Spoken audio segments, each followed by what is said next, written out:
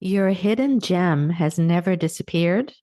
It's just been waiting for you to rediscover it. Find out how right now. Welcome to the Midlife Reinvention Podcast, a podcast helping women in career and life transitions achieve clarity on their next steps so they can transform uncertainty into an energizing next chapter. I'm your host, Kavita Ahuja, and the founder of It's My Time Now Coaching. If you're wondering what's next in your career or life, you are in the right place. Through solo and guest episodes, you'll gain practical tips, tools, and inspiration to help you uncover blocks, gain confidence, and be, do, and have what you want. I rediscovered myself after the age of 50, and I know you can too. It's my time now to help you do just that. I'm so excited you're here. Let's dive in.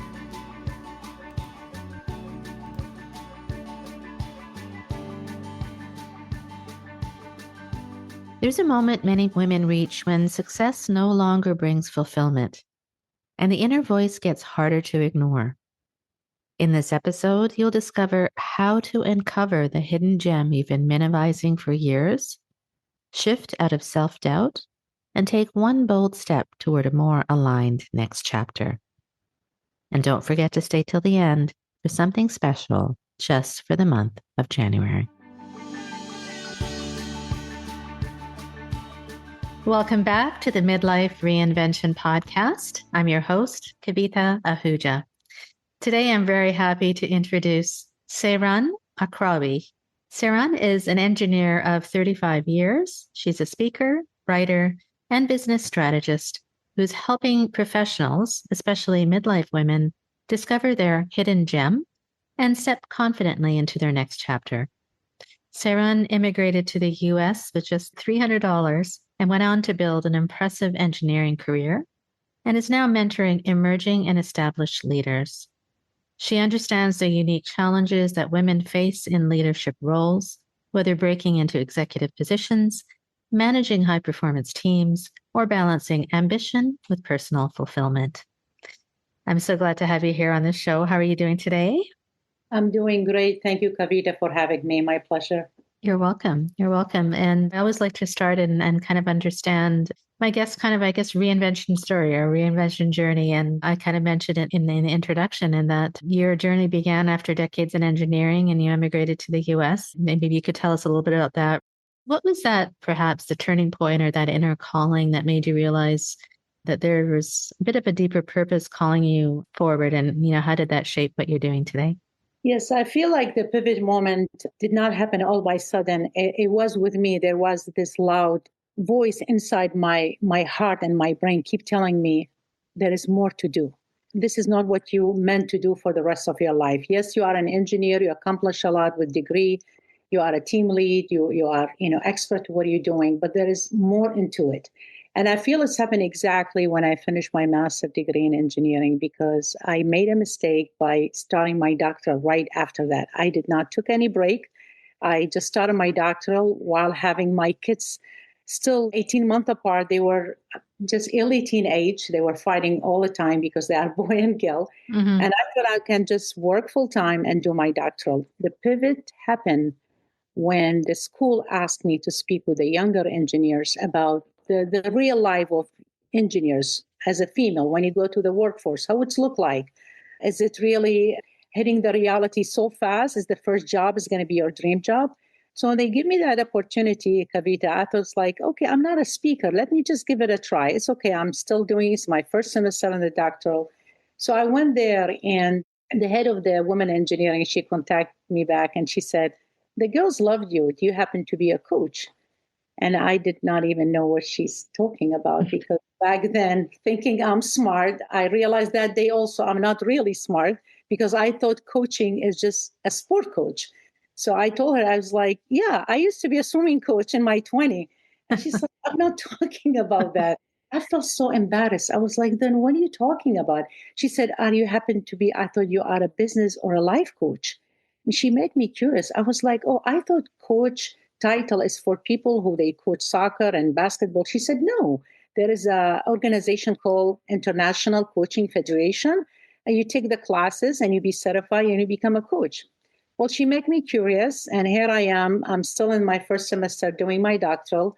I never finished my doctoral. I just did one semester. I fell in love with coaching and mentoring. I became a certified coach, and I started a platform in the beginning for coaching and guiding international women who come to United States who's seeking the American dream. So I did that for 4 years and a half, maybe almost, and I changed my niche exactly on September 2023 to become a business strategist. Mm-hmm. So to summarize, answering your question is those pivot moment does not come all by sudden. It's not an accident. It's with you along the way. There is some incident and event happen in your life will take you to that pivot moment. Mm-hmm. I realized back then that, yes, I am accomplished engineer. Yes, I am making good money. Yes, I have a good job, but there was something missing. I didn't feel fulfilled. There was no fulfillment. There was no sense of belonging and the sense of I'm impacting or there is a purpose in my life. This is why I decided to continue having this side business. I love that. I love that because I often talk about that inner feeling, inner voice that if we're not fulfilled, why questioning ourselves, why aren't we? And then it sounds like you kind of took the little, I would say, clues along the way. Thanks for sharing that. So one of the things that we talked about when we met is that you often talk about that hidden gem inside every woman. And I believe in that. I think every woman is unique. So why do you believe that this particular in midlife, for example, 45 plus or whatever, why do you think that's the moment when our hidden gems begin to surface? And how can we as women recognize it? Because often it's buried. And we don't acknowledge the great things we've done or our talents or strengths. So tell me a little bit about that. What your thoughts are on that? Said we don't recognize it, we don't give it a value, or we think this is nothing, we just brush it off. And that most of my clients, when they come, they said, I have a job, I have $1 million house, my husband is great, my kids are A student, life is good, financially I'm comfortable. And I said, then why you are here? Why you hiring me? They said, I feel bored. Like I make money, I come home, the same routine. I put the dinner, next day I drive to work and come back. And the idea is not just that she don't have a side business. This is why she's bored. It's not that. It's like the beginning to answer your question, the first half of your life, you navigate, you research, you try to find your identity or your personality in the first job, second job, third job. So the 20 you discover, the 30 you start building your resume. And by 30, maybe you will find your partner and you decided to have kids. So the first half of your life, all you're doing, you're making a living, right? You're trying to pay the bills. You're trying to raise children, take care of your elderly parents, maybe your in-laws. In the 45 seeking in, and you hear a lot of women, oh, I'm in my mid-40. Oh my God, 50 is coming. It's like we have this belief, keep going around saying 50 is scary. 50 is old, 50 is too late. And the world start telling you, slow down, play safe and stay in your lane. Don't do anything. 50 is good. Just try to retire and enjoy your retirement paycheck. That's your life. For me, Kavita, that's not a life. That's such a boring routine. For me, working for 30 years as an engineer and just waiting for that retirement paycheck so I can spend that money and travel with my husband, then where is the sense of belonging? What is the impact? What is my purpose here? When I came to this land, what was my message or what is the idea that I'm trying to implement in order to make a change? Those women come to me and they said, we don't know what it is. What is that hidden gem? I found my hidden gem. I can use my guidance or the clues or the tips or the daily habit that I have been doing in order to monetize my hidden gem. So it's an inner work. It's the client job. It's the client's responsibility to ask themselves, like, really intention question. Like, you have to be really aware of your surrounding and no distraction. Don't listen what's your partner saying. Don't listen what the community telling you. Don't listen to your sibling or your kids. You go back and ask your question and said, let me think, what was that one thing I was doing so well in my 20, in my 30, in my 40? And every time people compliment me about it, I was like, that's nothing. No, don't worry about it. I'm very good at that. You keep brushing it off. Mm-hmm. So like you said in the beginning, that's hidden, it's being buried, it's being muted, it's being sleep. We have it all along. You have it long time ago. It's just every time I come and compliment you about your hidden gem, you just undermine it. You're like, oh, that's nothing. I've been doing this. Don't worry about it. Then I keep asking them, okay, do you have a hobby? Do you do something on the weekend? And it's amazed me. Most of the women in STEM, they enjoy things to do, have nothing to do with engineering. So like the book you see that I buy a lot of books, none of the books are engineering. It's everything except engineering, right? Yes, Because yes. my mind and my hidden gem and self-development, emotional intelligence, out and how to leave an impact. So when I asked them that question and some of them, they said, oh, when I was young, I used to paint. And it's like, are you doing it now? I said, no, I think since I have my kids, I just paint, I threw it in the basement, not a big deal. I said, can you show me something? So they bring the piece, even if it's not complete. And you should see their body language, how their eye lit up, how they start talking about that pain. Oh, when I did this, I told my husband I should take like they keep on and on and on. And the energy of their body change.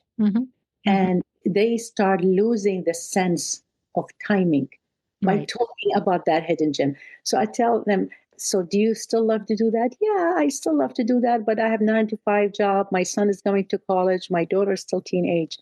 But again, when I make her talk about the art again, there is a gentle smile come back to the face again. Yes, So yes. the whole energy change. So it's not an overnight discovery for me.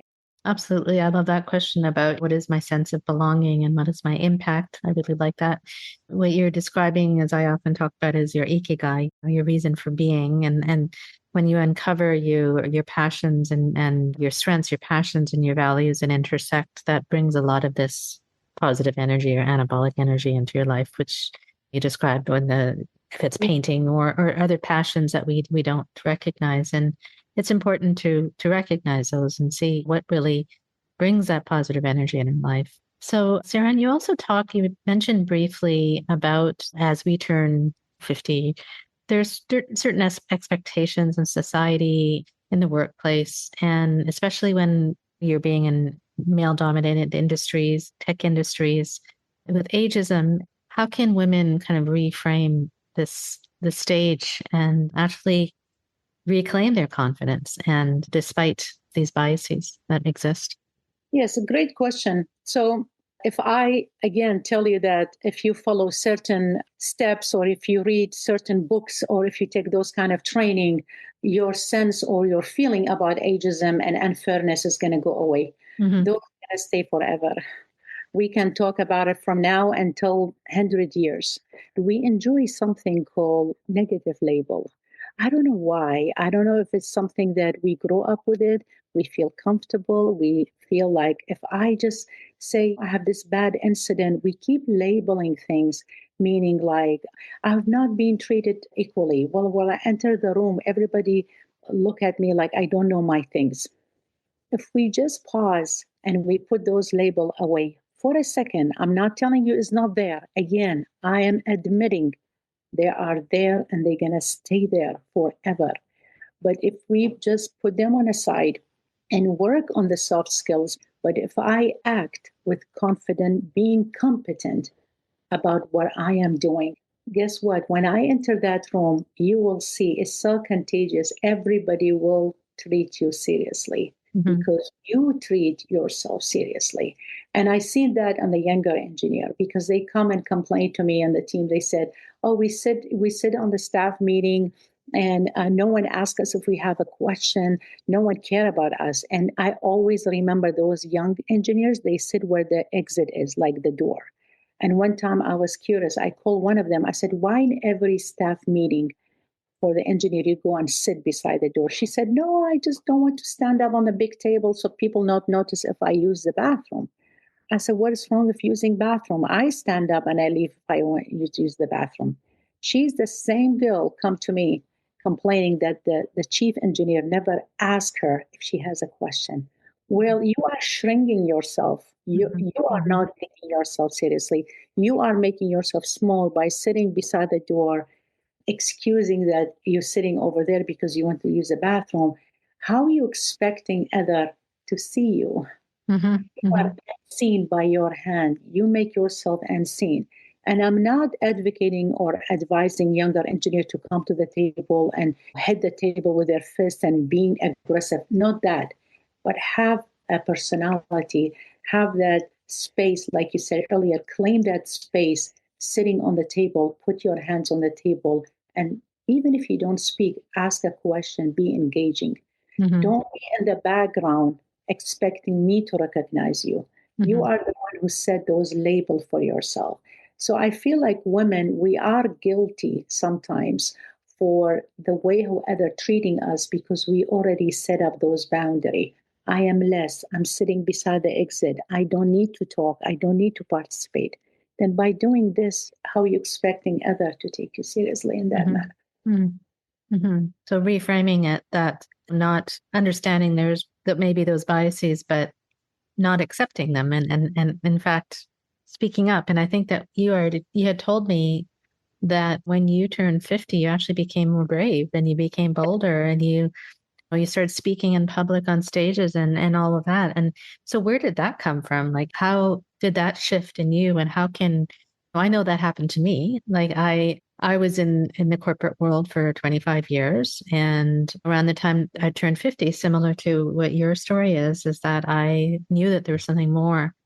Yes. And I did bold things. And I never thought I didn't know I didn't even know much about podcasting, but I bought a mic and I learned about it and I made the bold step. And so this is what I really encourage women when they're listening to stories like yours and mine, is that it's not shrinking. But what happened when you turned 50 or at that age where it's like all of a sudden you became bold, or did you? Yeah, so similar to what you said when you said you just bought a mic. What you did exactly, you took the first action. I mean, you did not buy the mic to be Joe Rogan in 3 months, right? Right. But you did that move, claiming your right, claiming your space, claiming you listen to that inner voice saying, oh, Kavita, you can do way more than that. What you have done in 25 years, that was the corporate job, you make good money, life is good. No, now you're 50 is the rebirth. This is not a stopping sign. This is a new frontier. This is not a waiting room. I'm waiting. Oh, wrinkles here, menopause. I'm sick. Let me take some medicine for the pain I have in my knee. I'm dying. No, you don't think about those negative connotation. Again, it's us who keep repeating stuff that the society keep telling us. Empty nester, midlife crisis. From where those terms come from? Guess what? We say it again. We repeat it. Oh yeah, midlife crisis. Crisis. Where does the crisis come from? Yeah, I hate that term. Crisis, right? I mean, oh, I'm an empty nester. What does empty nester mean anyway? I mean, are you expecting when you have kids, your kids will be glued to you until you die? So to answer your question, when I hit 50, of course, I was a swimming coach in my 20s. I have the best body. I never gained any weight, even when I had my son. I was like 130 pounds after I had my son. And people ask me, you just delivered a baby? I was young. I was 31, right? But when you hit your 50, yes, you're going to put some extra pound, the wrinkles, thinning hair. Those come with other things. Think about it this way. Again, don't celebrate the negative connotation about the crisis or the empty nester. Celebrate the wisdom. Celebrate all the years you've been through, all the experience, all the project, all the up and down, all the no and failures. I mean, I can write series about the failures I've been through. I can write books about how many times employer told me, no, you are not qualified. We care less about your master degree. I was living in my head and when I was 30 and 40. I thought just because I'm a smart engineer and I know how to solve equation, the whole world have to lay a red carpet for me. Hey, Mrs. Engineer, come and make money. It doesn't work like that. Life require you to gain other skills. You want to be a good communicator. You want to have a team player. You want to have a leadership skills. You want to know how to talk and negotiate, market, sell yourself. Engineering is a plus. If you are an engineer, good for you. But that's not the only thing that you needed when you hit 50. So going back to your question, when I hit my 50, I was like, okay, now what, right? I'm still working. My kids are growing. They're asking to drive their own car. So I know sooner or later they're going to move out of the house. Mm-hmm. And they're going to have their own places to live. And I don't want to be that wife complaining and whining to my husband, or that crying baby saying, oh, guess what? I'm miserable. My son did not even thought about saying happy Mother Day to me. I didn't want to think that like that. I felt like I'm stronger than that. I don't want to be under mercy of people making me feel good by picking up the phone and telling me, Mommy, happy birthday or happy Mother Day. Mm-hmm. I want to establish a small business. I don't call it, again, a side hustle. I call it a side heaven or side haven, either heaven or haven, you choose. Because when you say side hustle, you didn't even start and you consider it as a hustle. So it's a burden on you. So I said, I'm going to establish something little by little, small steps by block. I will build something small. Yes, will not make a lot of money in the beginning, but as I go towards my retirement, maybe I'll pick up, just like the brave step you did. You said, that's it. I'm not doing 9 to 5. I'm not going to drive to the office for 3 hours. I'm just going to stay home and build the empire, which has my identity, which I know through this small business I can leave an impact and make it. Mm-hmm. Mm-hmm. That's great. I love that. I like that side haven, side hustle. That's good. I haven't heard that before. One of the things we often talk about here and is that we oftentimes, and my clients, a lot of them, well, many of them, if not all of them, come to me with the intent to, they're in a transition. They want to do something different. They have it in their heart, everything that we talked about today. They want to reinvent their lives in some way, but they have so many fears and overwhelm and afraid of so many different things of failing, of it's too late, or I'm too old, or what are people going to say if I make these changes? And I'm sure you had them. I had those doubts. And what would you say to these women who are often stuck? They often keep themselves in the unhappy place because of these fears. So what advice would you give them who they actually want to step into their reinvention, but they're afraid of doing so?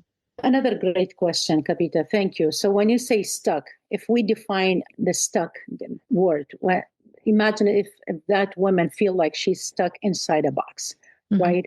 So the reason why she's going to stay inside that box because there is no motion, there is no movement. She's not kicking the lid to come out.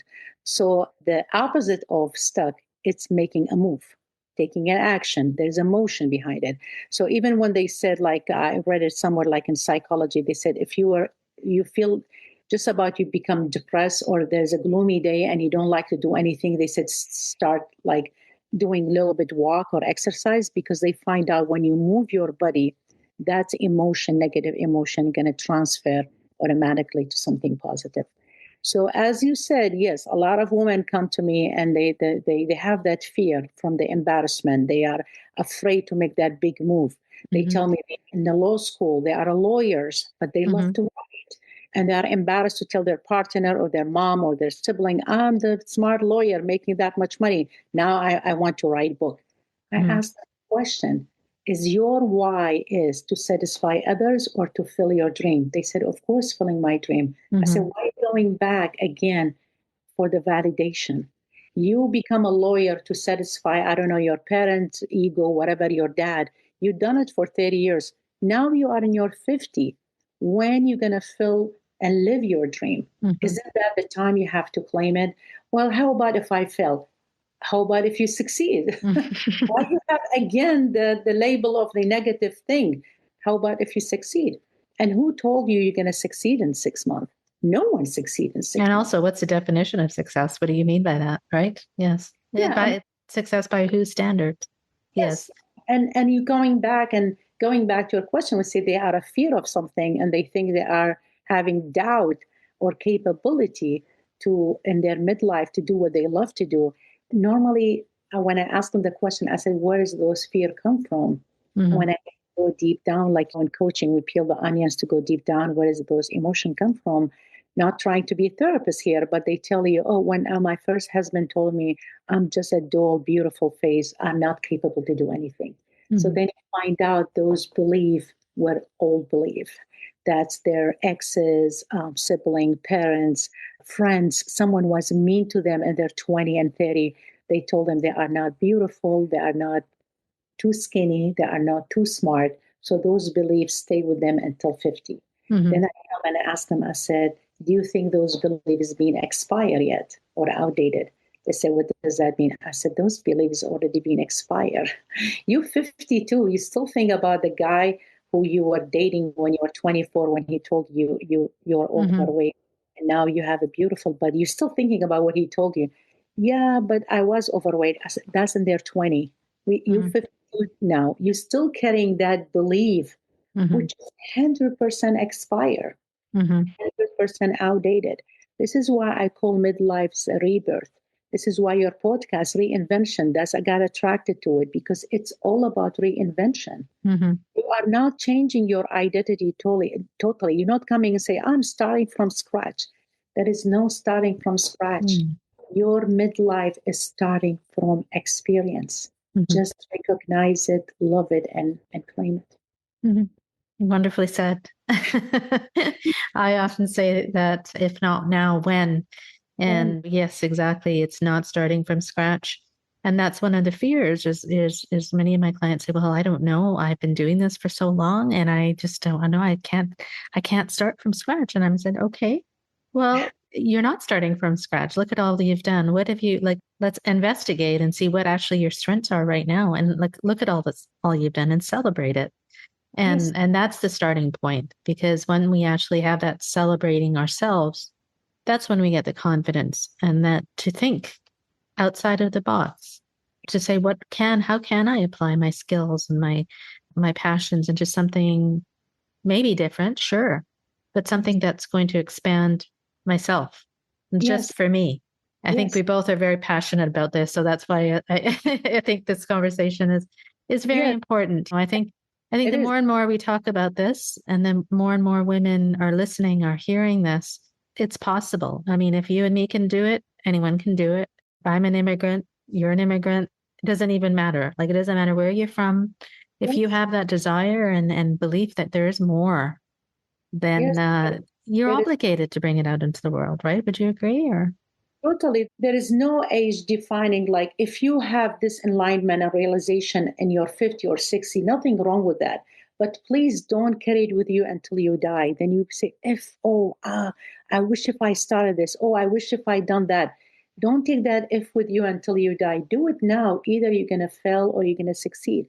And I don't think you will ever fail, Kavita, if you really, really doing your best. Not just try one time, 2 times, 3 times.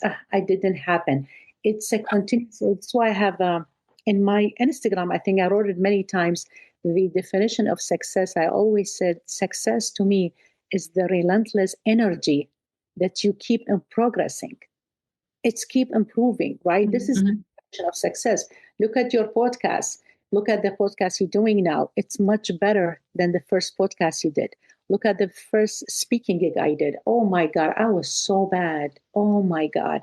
I forgot my name. I mean, the lady was looking at me like, hello, like, where are you?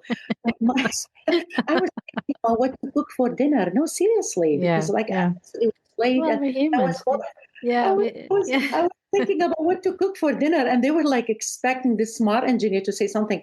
She was waving to me. I'm not saying I'm less brown now, but I'm more comfortable. Yes. I mean, it's like anything. The more you do it, the more you gain confidence, the better you do it. It's like anything. And you have to start from somewhere. So I Yeah. appreciate that honesty, because if I go back and listen to my first episodes, I'd probably cringe. I probably should, just because But you it's okay. started. But we started, and I But you think, started.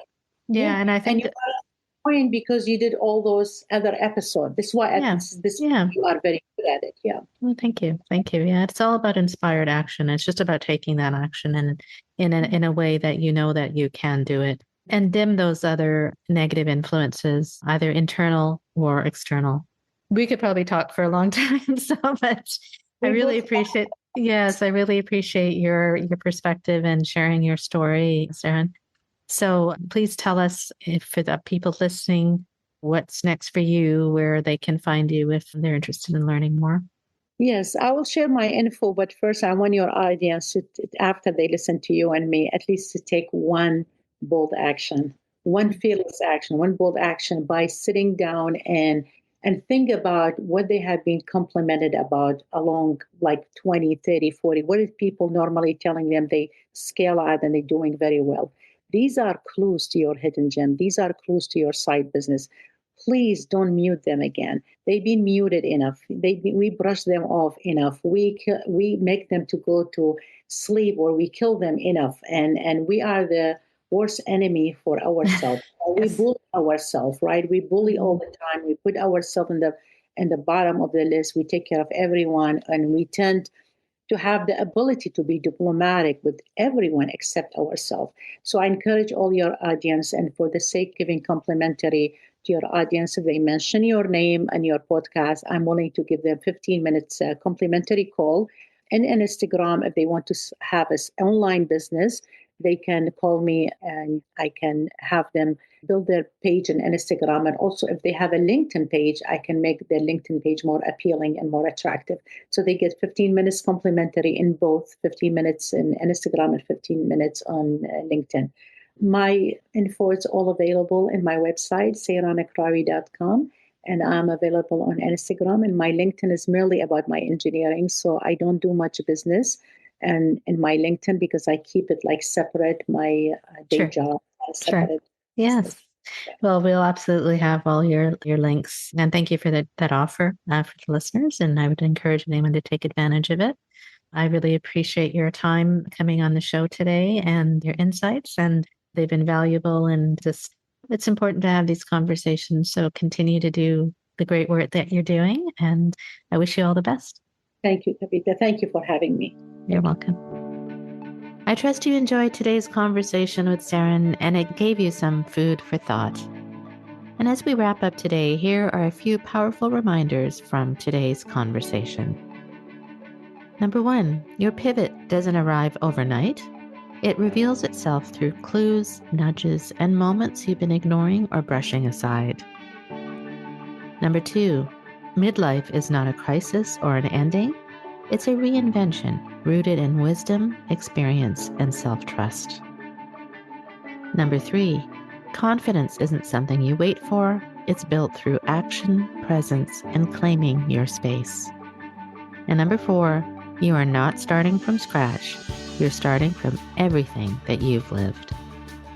If something in this conversation resonated with you, my friend, whether it's the restlessness or the knowing that there's more, or the desire to finally take yourself seriously, I want to invite you to take the next step. This January only, I'm offering a complimentary 45-minute coaching session designed to help you reconnect with what's calling you, uncover what's holding you back, and identify one clear, aligned step forward. You don't need to have it all figured out. You just need to be willing to begin. You can book your free session using the link in the show notes. And as always, remember, it's not too late. It's your time now.